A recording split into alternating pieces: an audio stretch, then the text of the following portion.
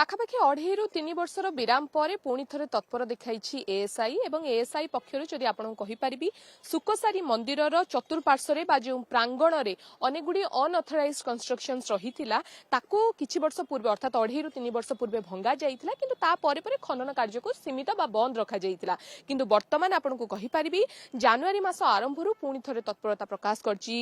ASI ଏବଂ ASI ତରଫରୁ ଆପଣଙ୍କୁ ଦେଖିବାକୁ ଚାହିଁବି ଯେ ଭୁବନେଶ୍ୱରରେ ଥିବା ଯେଉଁ ପୁରୁଣା ଭୁବନେଶ୍ୱର ସୁକସାରୀ ମନ୍ଦିରର ଚତୁର୍ପାର୍ଶ୍ୱରେ ଯେଉଁ ରହିଛି ସେହି ଚତୁର୍ପାର୍ଶ୍ୱରେ ଖନନ କାର୍ଯ୍ୟ ଆରମ୍ଭ ହୋଇଛି ଜାନୁଆରୀ ମାସ ପ୍ରାୟତଃ 5 ତାରିଖରୁ ଏହି ଖନନ କାର୍ଯ୍ୟ ଆରମ୍ଭ ହୋଇଛି ଏବଂ ଯଦି ଆପଣଙ୍କୁ ଦେଖେଇବାକୁ ଚାହିଁବି ଯେ କେଉଁଭଳି ଭାବରେ ସୁକସାରୀ ମନ୍ଦିର ଠାରୁ ପାଖାପାଖି 20 ଫୁଟ ତଳେ ବର୍ତ୍ତମାନ ଖନନ କାର୍ଯ୍ୟ ଜାରି ରହିଛି ଏବଂ ଯେଉଁ ଖନନ କାର୍ଯ୍ୟ ଜାରି ରହିଛି ଏହି ଖନନ କାର୍ଯ୍ୟ ଭିତରେ ଆପଣଙ୍କୁ କହିପାରିବି ଗୋଟେ ବିରଳ ଡିଜାଇନ ବା अर्ली स्टेज रो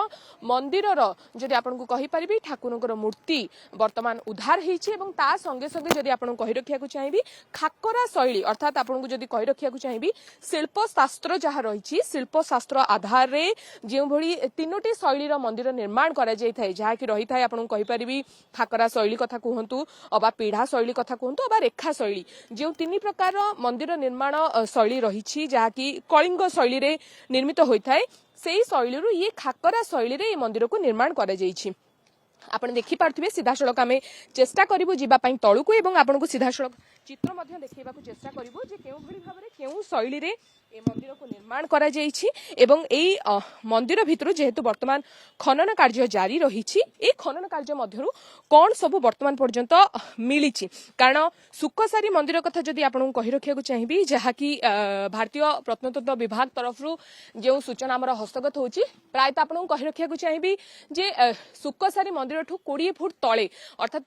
सुकसारी मंदिरर चतुर्पार्श्वरे जे खनन करा जाउछि ताठु 20 फुट तळे वर्तमान ए मंदिर मिलिछि एवं आपन देखि पारुछन्ती ये होछि सेही मंदिरर गर्भगृह जहा कि गोटे भग्न मंदिर अर्थात मंदिरर ऊपर अंश संपूर्ण रूप से आपको जब देखेबे मंदिरर ऊपर अंश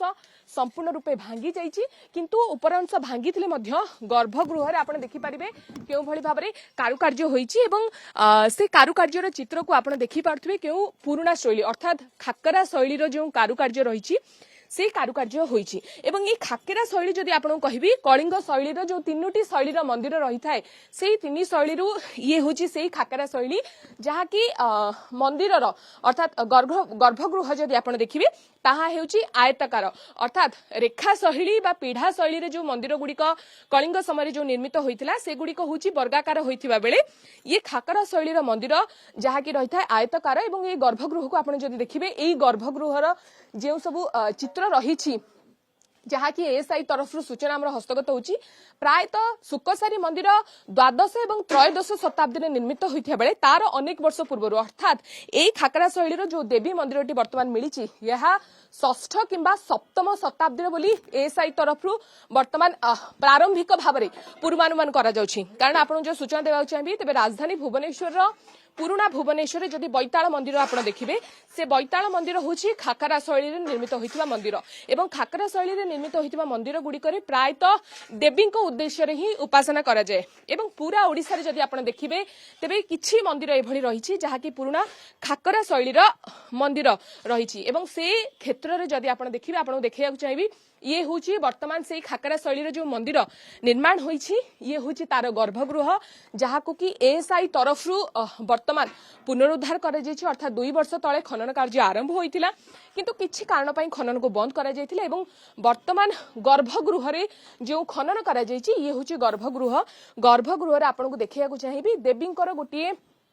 प्रतिमूर्ति मिली अर्थात महिषा मर्दिनी दुर्गांकर आपण देखि पारचंदी प्रतिमूर्ति मिली मांकर प्रतिमूर्ति मिली एवं सीधा सड़क जदि मु आपन को देखैबा को चाहिबी ये प्रतिमूर्ति प्रायतः 6 ରୁ 7 फुट उच्चा रहिबो ए प्रतिमूर्तिर उच्चता प्राय रहिबो एवं आपण देखि पारुचंदी महिषा मर्दिनी दुर्गा रहिचंती चतुर्भुजा रहिचंती एवं जोथरे कि तांकर हाथ मध्य दुईटी हाथ मध्य किछि कांसरे भांगी जाइछि एवं एएसआई रो जे भुवनेश्वर सर्कल रो जे मुख्य रहिचंती तांकर जहा सूचना हमर हस्तगत होईची तांको सूचना मुताबक सुकसारी मंदिर प्रायतः द्वादश एवं त्रयोदश शताब्दी निर्मित होइतिया बेले तार अनेक वर्ष पूर्वरु एई मंदिरटी निर्माण होइतिला एई भग्न मंदिरटी निर्माण होइतिला एवं जेतेबेले सुकसारी मंदिर को निर्माण करा जाइतिला से समय रे हुए तो एई मंदिर को जहाकी आमे आपनको सूचना देउछु जे ये होउची आयताकार मंदिर एवं खाकरा शैलीर मंदिर ए मंदिर को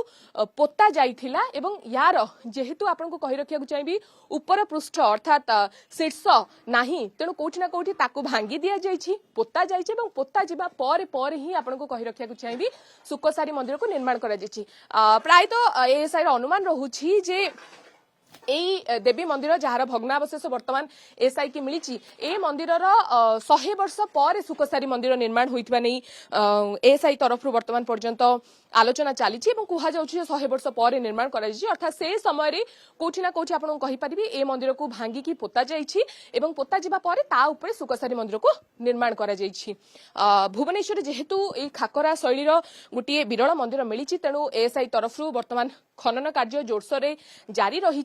सुकसारी मंदिर चतुर्पार्श्व आपन को कहि रखिया चाहिए लगातार भाव में वर्तमान भारतीय प्रत्नतत्व विभाग तरफ